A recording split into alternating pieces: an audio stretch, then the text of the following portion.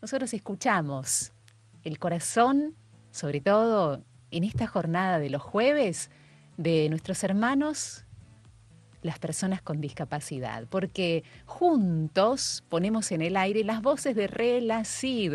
A través de esta red abogamos por la plena inclusión de las personas con discapacidad y el pleno derecho que tienen a creer a su vocación en el día de hoy, porque el título del encuentro también tiene que ver con ello, ¿no? Discapacidad y vida religiosa. Para ello vamos a presentar a una de las fundadoras de Relacid, cofundadora y directora ejecutiva de la Fundación Por Igual Más y cofundadora y coordinadora de la red Relacid. Ella es Ana Argento Nasser, querida Anita. Qué lindo y qué alegría volvernos a encontrar en el aire de Radio María. ¿Cómo estás? Hola, Vero, muchas gracias. La verdad que una alegría, como siempre, estar en la casa, porque Radio María es una casa realmente, así Tal que cual, feliz, tal cual. agradecida en nombre de toda la Relacid por este espacio y bueno, y también con la alegría de la invitada que tenemos hoy. Tal cual. ¿Nos contás un poquito cómo surge el tema de vida religiosa y discapacidad? Es un tema que creo que nunca hablamos. Es verdad, es un tema que no abordamos, tiene que ver con esta mirada integral de cómo entendemos la discapacidad, qué lugar le damos, cómo pensamos a la persona con discapacidad activa en la vida de la iglesia y Mm. también en el desarrollo de su vocación y llamado en todos los ámbitos. ¿Y qué pasa cuando el Señor nos llama a la vida religiosa y tengo una discapacidad? ¿Qué pasa con eso? Y en Mm. ese diálogo entra, bueno, una gran hermana querida y que admiro tanto que también está en estos temas y en tantos otros en relación a la discapacidad, que, bueno, pensábamos un poco este bloque con ella. Ay, presentala vos, Anita, presentala. ¿Sí? Ahí podemos hacer la primera Claro. pregunta también para darle puntapié a esta hermosa mesa redonda, decimos, Ani, porque se va a ir sumando seguramente la gente. Invitamos a que hagan comentarios y preguntas al 3518-171-593. ¿Quién es nuestra invitada de hoy? Bien, me tengo el machete para presentarla. Acá tenemos a Flavia Palavicino. Muchísimas gracias, Fla, por estar. Ella es diplomada en Desarrollo Humano por la Universidad St. John's de Estados Unidos. Es doctorada de la Universidad Favaloro en Discapacidad, magíster en Políticas Públicas, especialista en Estudios Sociales de la Discapacidad de la Universidad Católica. Bueno, también es trabajadora social. Tiene, la verdad, que muchas formaciones, muchos títulos, pero yo también le quiero presentar como una hija amada de Dios, una querida hermana en Jesús, con un corazón fraterno y humilde, y creo que así me gusta más también presentarla, porque también eso es Flavia, y agradecerte un montón este espacio que estés acá con nosotros compartiendo. Bueno, Bueno, muchísimas Flavia. gracias. Buenas tardes, ¿cómo están? Un gusto saludarlos a todos. Hola, muchas No, gracias. gracias por el sí, ¿eh? Con Anita decíamos que qué lindo que podamos tener esta mesa fraterna y redonda, porque vamos a traer a colación a otros amigos y en torno a una encíclica tan bella, tan profunda y maravillosa como es Fratelli Tutti. Ana, ¿cuál es la primera pregunta que le querés hacer a Flavia? Bien, exactamente, en esto de la luz, a la luz de esta encíclica que nos hermana, la Fratelli Tutti, que nos regala nuestro querido Francisco, que hemos estado y seguimos recordando estos días, Mm. la pregunta es, ¿cómo podemos, a la luz de esta encíclica, superar los prejuicios que están en relación a la discapacidad en la iglesia y abrir oportunidades reales, ¿no? Para estas vocaciones que van surgiendo en sacerdotes, en religiosos, en esta cultura del encuentro? ¿Qué nos podés decir, Fla? Bueno, muchas gracias por la pregunta. La verdad que nosotros empezamos a trabajar esto en el marco del diplomado en adoración eucarística, donde muchos amigos muy queridos del campo de la psicología nos contaban que ellos tenían el deseo de un llamado sacerdotal o religioso, pero que quizás en sus lugares de origen habían barreras. Por ejemplo, una amiga muy querida, Lore Velázquez, nos contaba su testimonio, que lo hizo público, por eso la nombro, en relación a su vocación, y decía que, bueno, frente a poder realizar esto había barreras como pueden ser escaleras, como puede ser el llamado a un sacerdocio desde lo que son la accesibilidad en braille o los audiolibros. Y en realidad nosotros tomamos el concepto de la discapacidad desde el modelo de los derechos humanos, entendiendo que la discapacidad no es sinónimo de enfermedad, es parte de la condición humana.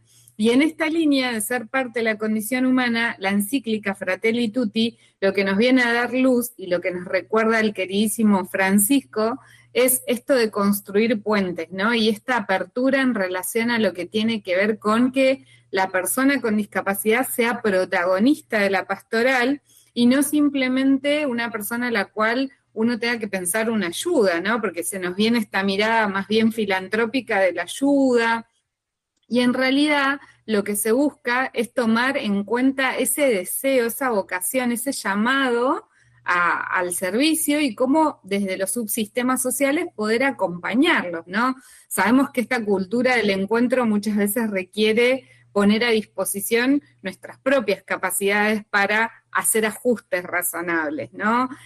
Tuvimos la gracia en el Centro Papa Francisco en Washington de compartir una misa con el Padre Pat y con la comunidad de personas sordas, y hacían toda la homilía en lengua de señas, y ver a los nenes tan chiquitos, ¿no? Como con esa repercusión en cuanto a lo que es un sistema de signos que representa su identidad, ¿no? Y muchas veces está esta cuestión de adaptar lo que hay y no buscar la forma de comunicarse dentro de lo que es respetado por, en este caso, la cultura sorda. Entonces, el sacramento de la confesión, ¿no? Un testimonio de una joven con discapacidad que nos decía, bueno, yo esperé 30 años poder confesarme en lengua de señas porque antes llevaban un papelito y escribía ahí mis pecados, y digo, y esto tiene que ver con esa cultura del encuentro, esto tiene que ver con esta mirada de todos, todos, todos, y con esa apertura. Entonces, muchas veces es buscar la forma, ¿no? Y a veces sin pensar en tanto lo económico, sino en lo que tengo disponible, en los recursos que hay dentro de la comunidad. Querida Flavia, ¿mantuvieron reuniones con líderes religiosos también dentro de nuestra querida Iglesia Católica para plantear estos temas? Si es así, ¿con quiénes y cuáles fueron las respuestas que fueron obteniendo, hablando de estas barreras puntualmente? Sí, nosotros estamos trabajando, bueno, con Ana y con muchos queridos amigos de toda Argentina, abordando lo que es el Seminario Internacional Puentes de Inclusión, donde justamente se propone una mirada, donde el año pasado participaron más de 40 diócesis, y si bien no tuvimos la oportunidad de llegar a alguna autoridad, dentro de lo que son las diferentes diócesis, están promoviendo buenas prácticas. Y estas buenas prácticas tienen que ver justamente con la promoción de estos ajustes razonables, ¿no?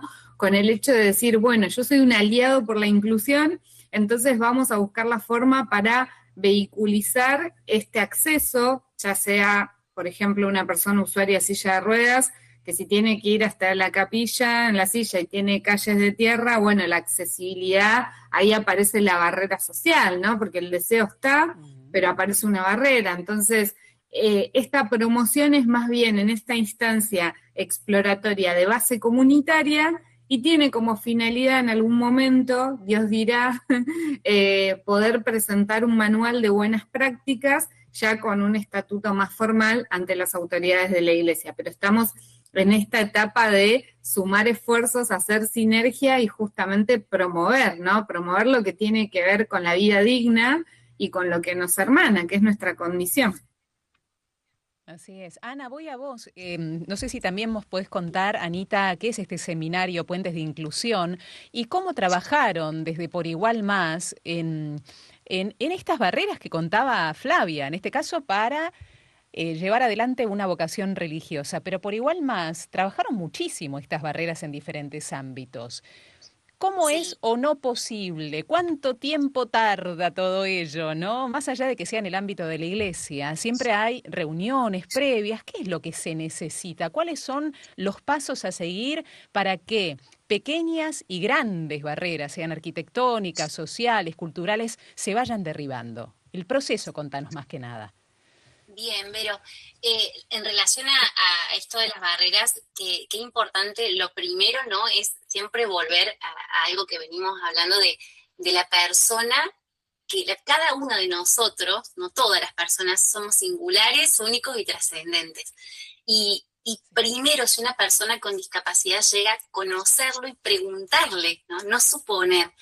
Muchas veces caemos en esto de creer que hay que hacer generalidades, que si bien están, pues hay pautas de accesibilidad, que por ahí son más conocidas como las rampas, la lengua de señas, etcétera. Después es conocer a cada hermano que llega para entender de qué forma poder abordar su espiritualidad. Y volviendo un poco a esto también de, bueno, el trabajo en Por Igual Más y también con la Relacid, nosotros en Por Igual Más tenemos un espacio de espiritualidad, que es un espacio con base católica, cristiana, y también abierto, ¿no?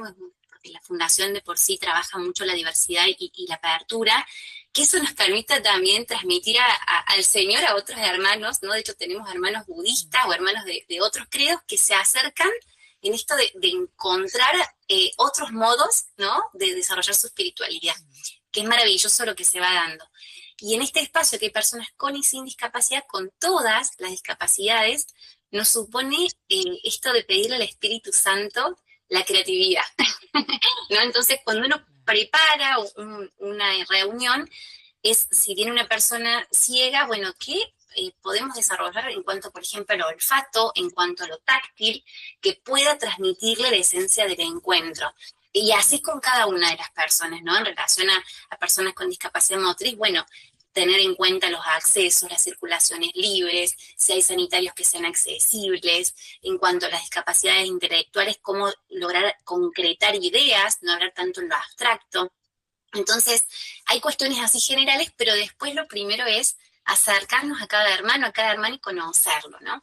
Y que eso es la fuente y la base, volviendo también un poco a la primera pregunta en lo que es las vocaciones, a que es la semilla que va a crecer para que se desarrolle también esa vocación, ese llamado hondo, que muchas personas después van sintiendo en la consagración, ¿no? Y que si uno desde la base puede acompañar el desarrollo de esa espiritualidad, el Señor también va a ir mostrando el qué y el cómo. Y ahí es donde entramos después en decir, bueno, ¿qué puertas hoy la Iglesia está preparada a abrir? Porque bien como dijo Fla, ya tenemos una encíclica que nos habla, ¿no? de tender puentes. A lo largo de la historia de la Iglesia hay muchas papas que han ido hablando de esto en cuanto a mirar a las personas con discapacidad desde una cuestión de dignidad, pero seguimos teniendo muchas personas que se acercan diciendo, no estoy encontrando una congregación que me abra las puertas, ¿no? Por ejemplo, personas ciegas que nos manifiestan eso, pero también algunas otras con otras discapacidades. Entonces, creo que una de las preguntas que podemos tener en cuanto a esto es decir, ¿qué miedos circulan todavía en el acompañamiento a estas vocaciones? Y si están estos miedos, ¿qué puentes tiendo para que esto sea acompañado y no cerrar la puerta previo a eso? En la Relacid nosotros lo que estamos haciendo en este momento es un proyecto de diagnosticar en los distintos espacios de culto en Latinoamérica, de las distintas tradiciones religiosas, qué hay en materia de accesibilidad. Que es un trabajo que tenemos a 3, 4 años porque lleva muchísimo tiempo y es muy uno a uno, pero necesitamos este diagnóstico previo de conocer qué ya se hizo y qué hay por conocer, ¿no? Y siempre teniendo puentes, que ahí te dejo si querés, Fla, la posta para que nos cuentes un poquito más del seminario, vos que estás ahí bien de lleno en eso. Sí, gracias, Ann. Qué importante esto que decís de tender puentes, ¿no? Nosotras nos conocimos a través de la intervención de un querido amigo en común, Pedro Crespi, y en relación a esto él facilitó ese puente, ¿no? Me parece que está bueno pensar el seminario desde esto, ¿no? Desde lo que es el networking, el trabajo conectado, el romper barreras geográficas, ¿no? Y tomo un concepto, esto que decía Ana, de ser innovadores, ¿no? De buscar las buenas prácticas.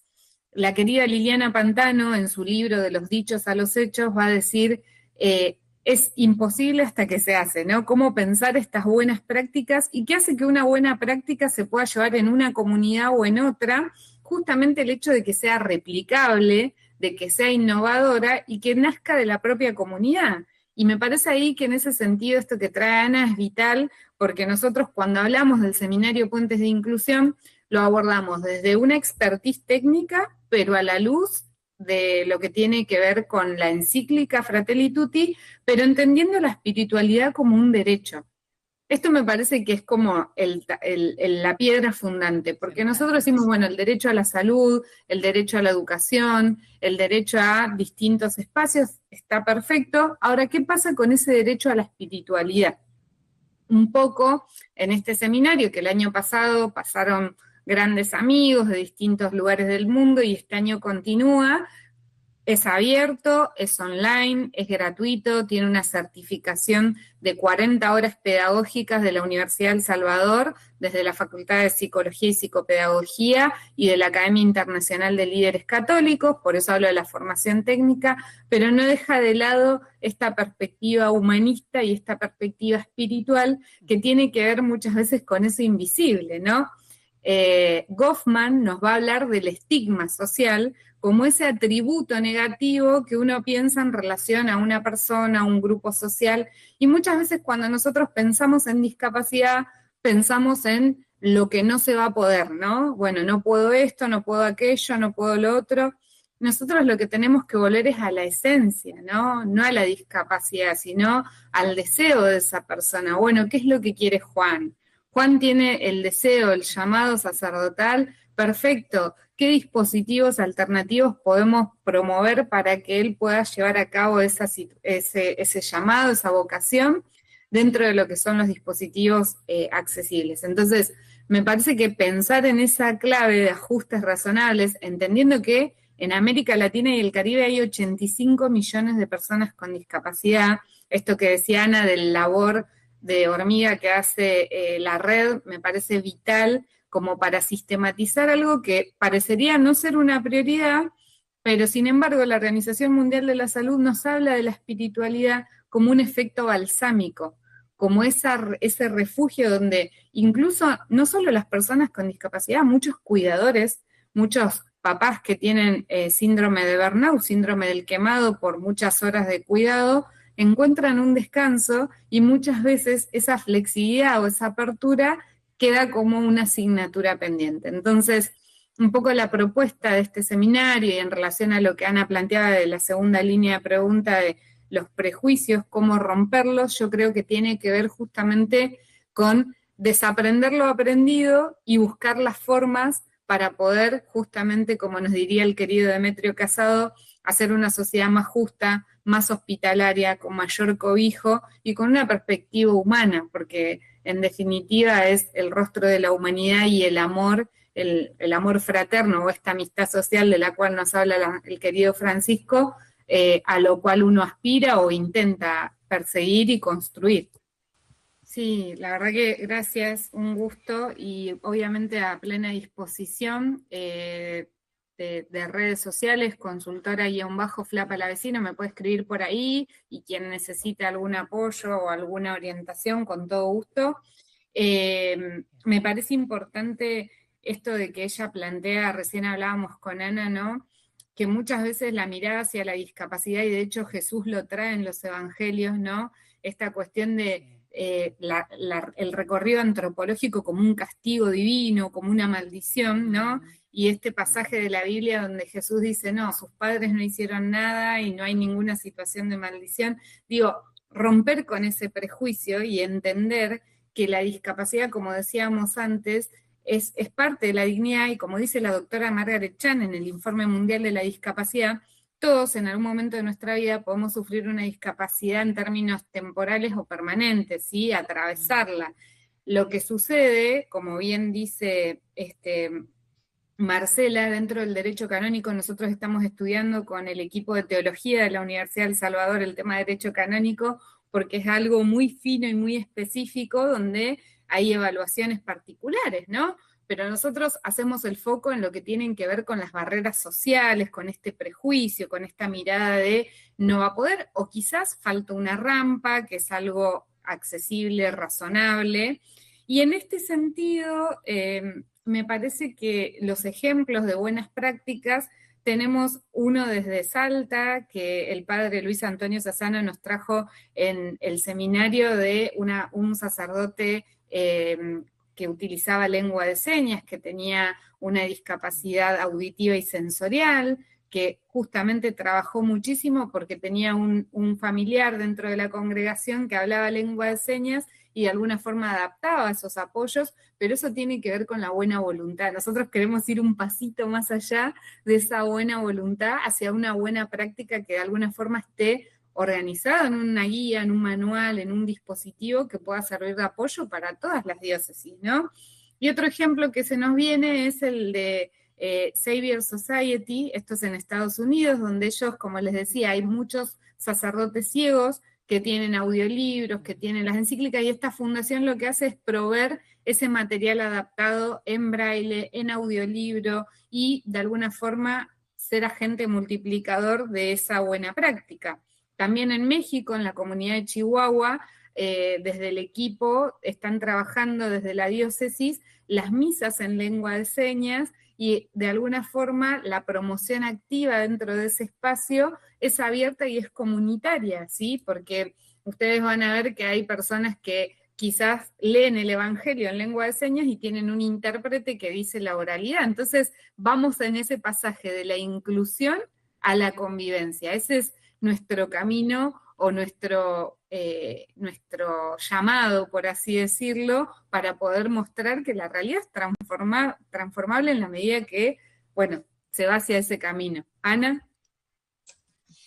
Sí, también en esto sumo, Fla, a las hermanas de las pequeñas discípulas del Cordero de Francia, que es una congregación que nace en 1985 y que contempla que mujeres con síndrome de Down, que tengan esta vocación religiosa, puedan desarrollar su vocación, y a la vez es una vocación más contemplativa, pero también hacen artesanías, jardinería, y en eso nosotros tenemos, por ejemplo, en Por Igual Más, una persona con síndrome de Down, Carla, que ella tiene esta posibilidad de orar concretamente, pero al mismo tiempo con una profundidad que nos llega al corazón y nos interpela, ¿no?